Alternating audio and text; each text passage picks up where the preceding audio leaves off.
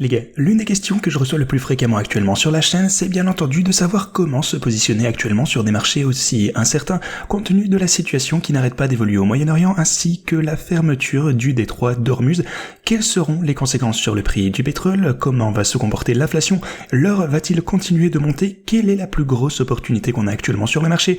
Eh bien aujourd'hui, j'aimerais partager avec vous tout ce qui s'est déroulé au cours des 24 dernières heures, et vous allez voir, c'est pas mal de choses, ainsi que ce à quoi on peut s'attendre à l'avenir pour les marchés et comment se positionner sur ceci. Alors restez avec nous du début jusqu'à la fin pour le savoir. Bienvenue à tous, je m'appelle Maxime et je vous apporte chaque jour des nouvelles vidéos en français sur la crypto. Si vous êtes nouveau sur cette chaîne, alors soyez sûr de vous abonner et d'activer la cloche dès maintenant. Alors, ceci étant dit, comme toujours, allons droit au but. Ce que vous pouvez constater actuellement du côté du Bitcoin, c'est que on poursuit une fois encore la tendance de former des sommets de plus en plus bas, et pour ce qui me concerne, je pense que ceci a toujours l'air assez faible. On est toujours en dessous de la ligne orange des 66 680 $. Et ça, vous le savez, c'est l'un des niveaux de résistance les plus récents qui, malheureusement, n'a pas été franchi dernièrement. En fait, ça fait un petit moment qu'on n'a pas retesté. Donc, on a essayé de le franchir ici. On a eu une feinte ici, puis boum, nouvelle rechute sur la mèche de ce côté. Et ça, c'est une tendance, malheureusement, qu'on observe continuellement. Vous pouvez voir que la mèche, tout d'abord, atteint le niveau de résistance. Ensuite, le corps de chandelle passe nettement sous le niveau de résistance précédent. Vous pouvez voir par exemple, ici même on a les 70 000 $. Ensuite, la mèche cette fois teste à nouveau ceci, puis boum, on continue de chuter en cascade. En fait, à chaque fois, eh bien, on remonte un petit peu moins haut et on a un sommet, eh bien, plus bas. Le point positif pour les bulls ici, c'est que la boîte orange est toujours intacte. Ça, pour le coup, ça sauve un petit peu le Bitcoin pour le moment, mais je pense que ceci risque probablement de stagner latéralement pendant encore un petit peu plus de temps. Mais si jamais le support des 63 500 $ est franchi à la baisse, eh bien, on aura d'autres niveaux de support importants aux 58 et 51 000 $ qui risquent assez probablement d'être malheureusement atteints. Donc, si jamais on perdait ce niveau à la baisse, et attendez, donc vous pouvez voir qu'à partir de ceci, ça nous donne 10% ou même 20% jusqu'à la prochaine boîte orange. Voilà un petit peu ce que je surveille actuellement du côté du Bitcoin. On garde un œil attentif là-dessus. De plus, vous avez également la moyenne mobile de 200 semaines qui se situe aux alentours du même niveau ici, 58 000 $, vous la connaissez. Donc, si un pullback plus important devait se produire, eh bien, c'est sur ces niveaux que j'investirai énormément pour pouvoir profiter de la hausse.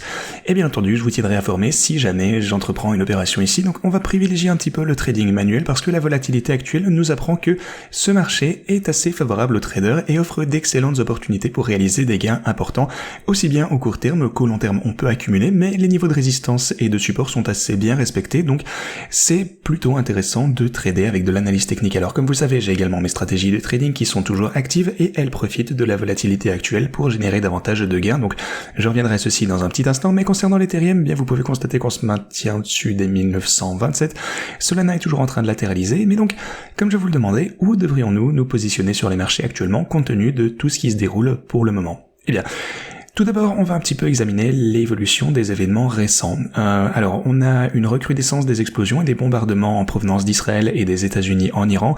Trump, ici sur ce tweet, Trump a confié ce soir que les États-Unis avaient identifié des candidats potentiels pour prendre le pouvoir en Iran, mais il a également affirmé qu'ils avaient tous été tués lors de la première attaque.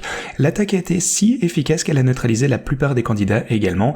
Bon, ce ne sera personne parmi ceux auxquels on pensait, étant donné qu'ils sont tous décédés. Donc la deuxième ou la troisième place est à prendre. Donc c'est un petit peu inquiétant pour le coup parce que, eh bien, plus ils vont éliminer des dirigeants, s'ils continuent simplement ainsi et à tout casser, eh bien, plus ces dirigeants deviendront désespérés et pourraient prendre des décisions totalement désastreuses. En fait, c'est quand on n'a plus rien à perdre qu'on a vraiment peur de rien, et l'Iran pourrait, bon, vous pouvez voir qu'ici les attaques déjà à Chypre, les Émirats Arabes Unis, le Qatar, Oman, l'Arabie Saoudite, et une importante raffinerie de pétrole saoudienne, la plus grande du pays d'ailleurs, vient d'être touchée, et ça risque d'avoir un impact extrême sur le prix du pétrole ainsi que le détroit d'Ormuz, comme je vous le disais, et c'est un passage maritime crucial par lequel transite 20 à 25% de l'approvisionnement mondial en pétrole, ce qui est totalement paralysé pour le moment, donc ça va sûrement avoir un impact, au moins au court terme. On risque d'avoir des restrictions d'approvisionnement en pétrole, mais voilà, encore une fois, j'espère que la situation va pouvoir se résoudre et que l'offre va se normaliser assez bientôt. Encore une fois, ça ne devrait pas durer des mois et des mois, mais le problème c'est qu'on ne sait pas vraiment ce qui va se passer, on n'a pas de calendrier précis pour la résolution de cette situation. Ce qu'on sait par contre, on a quelques éléments sur lesquels se baser. Hezbollah a rejoint le conflit contre Israël. Selon certaines informations, Israël s'apprêterait à lancer une opération terrestre au Liban, ciblant également Hezbollah. Voilà, c'est un petit peu en train de dégénérer entre les pays du Moyen-Orient. On peut s'attendre à de nouvelles escalades. Comme l'a déclaré Netanyahu, des frappes contre l'Iran sont également à prévoir. La situation devrait donc s'intensifier d'ici les prochains jours. Et Trump a également déclaré que si l'Iran riposte, il sera frappé plus durement que jamais auparavant. Il a ajouté que l'Iran avait tout intérêt à ne pas le faire parce que si jamais c'était le cas, il le frapperait avec une force qui n'a jamais été vue. Donc voilà. Bon, pour le moment, pas trop de perspectives de résolution, la situation au Moyen-Orient est loin d'être idéale. Aussi, Donald Trump a indiqué que ça pourrait durer jusque 4 semaines. Or, 4 semaines, si l'Iran continue de lancer des missiles sur les Émirats Arabes Unis, le Qatar et Oman, ça risque de faire extrêmement de dégâts. Selon certaines informations, les systèmes de défense sont extrêmement coûteux et les stocks nécessaires pour contrer ces attaques pourraient finir par s'épuiser. Donc peut-être que ça fait partie de leur stratégie d'épuiser leur défense. Mais voilà, ce ne sont que des informations, bien sûr, on n'en a pas la certitude. Bien sûr, on ne sait rien, pour le coup, avec certitude pour le moment. Bien entendu, même la guerre est assez tactique et médiatique, donc on ne sait jamais si on a les vraies infos. Mais voilà, j'espère que cette situation pourra se résoudre rapidement. Pour être honnête, la situation est vraiment mauvaise. Je sais pas trop quoi vous dire de positif pour le moment, mais voilà, comme je vous le disais, les dirigeants adoptent des mesures de plus en plus agressives, ce qui risque d'aggraver les tensions des deux côtés. Donc, pour le moment, on n'a rien de réjouissant et on n'a pas trop de perspectives d'un accord de paix tant que maintenant, donc voilà, encore une fois, affaire à suivre, mais ceci dit, quelles sont les conséquences pour les marchés, ce qui est ce à quoi on s'intéresse principalement sur la chaîne, et bien comme vous pouvez le constater, le cours de l'or est toujours à la hausse. Alors pour le coup, j'ai affirmé que l'or devrait continuer de progresser tout au long de l'année, mais son prix actuel est tout de même élevé compte tenu de la forte hausse qu'il a connue. Donc, je vous parlais de l'or depuis qu'il a franchi cette ligne de tendance ici, je vous ai dit que c'était vraiment le point de bascule. À partir de ce moment, l'or devrait monter et voir de super performances. Le truc, c'est qu'on est déjà monté de 168% ici, encore une fois, pour le plus gros actif du monde, je vous le rappelle. Alors, si vous regardez d'autres actifs, l'argent a également progressé depuis mon niveau de support ici, dans la boîte orange juste là.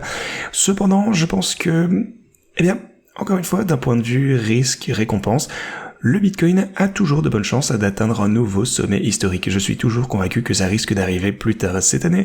Et si jamais on parvient à se positionner, regardez, par exemple, imaginez que vous voyez le Bitcoin redescendre jusqu'aux 50 000 $.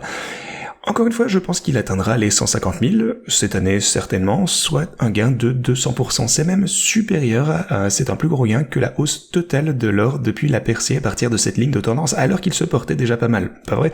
Donc, je pense toujours que le Bitcoin, pour le moment, bon, encore une fois, ne se comporte pas vraiment comme prévu, ne voit pas des performances exceptionnelles, c'est vrai, je reste toujours prudent au court terme, je vous le rappelle, je m'attends toujours à une baisse éventuelle du Bitcoin prochainement, surtout si on franchit ce niveau à la baisse dans la boîte orange, et encore une fois, la guerre ne va sûrement pas aider cette situation, mais ceci dit, si on peut investir à des prix plus bas, que ce soit individuellement ou via les stratégies trading, bien sûr, ce que d'ailleurs j'aurais tendance à privilégier actuellement, étant donné de la volatilité, surtout si vous ne savez pas où va se situer le bottom. Encore une fois, j'investirai dans l'or, comme vous savez, je suis toujours bullish quant à l'or, je n'ai pas cessé de vous le répéter, la hausse devrait se poursuivre, donc j'allouerai environ un tiers de mon portfolio à l'or pour le moment, peut-être 30% dans les cryptos, je dirais, allez, 15%, bon, déjà investi pour le coup, ce que j'ai d'ailleurs fait grâce à mes stratégies de trading, je partage avec vous ceci en toute transparence tous les jours. Donc je déploie un peu de capital ici sur Solana au 85, Ethereum au 1973 ainsi que Bitcoin au 68 000. Pour le coup, ces stratégies, vous le voyez, sont actuellement en perte, mais pas énormément. Les grilles de trading montrent que grâce à la volatilité, on gagne de plus en plus d'argent chaque jour, ce qui fait baisser notre prix moyen. Donc je pense que cette tendance va se poursuivre et que la situation devrait rester favorable dans le contexte actuel. Mais voilà, c'est un petit peu ce qui se déroule du côté des stratégies de trading. Elles tirent toujours profit grâce à la volatilité et achètent à la baisse. Encore une fois, c'est quasiment impossible de prévoir le bottom et les sommets exacts, donc je veux juste entrer sur le marché en faisant du DCA en quelque sorte automatique. Donc on achète à la baisse, ça me convient parfaitement et j'exploite la volatilité. Je pense donc qu'on va avoir une phase de consolidation importante tout au long de l'année et puis une tendance haussière vers la fin de 2026. Voilà, ça c'est mon scénario de base. Si vous souhaitez utiliser les stratégies de trading dès maintenant, vous pouvez prendre en position sur le marché à un prix bien inférieur par rapport à celui auquel j'ai ouvert ces bots. Alors si ça vous intéresse, rendez-vous en description de cette vidéo, inscrivez-vous sur Pionex via ce lien.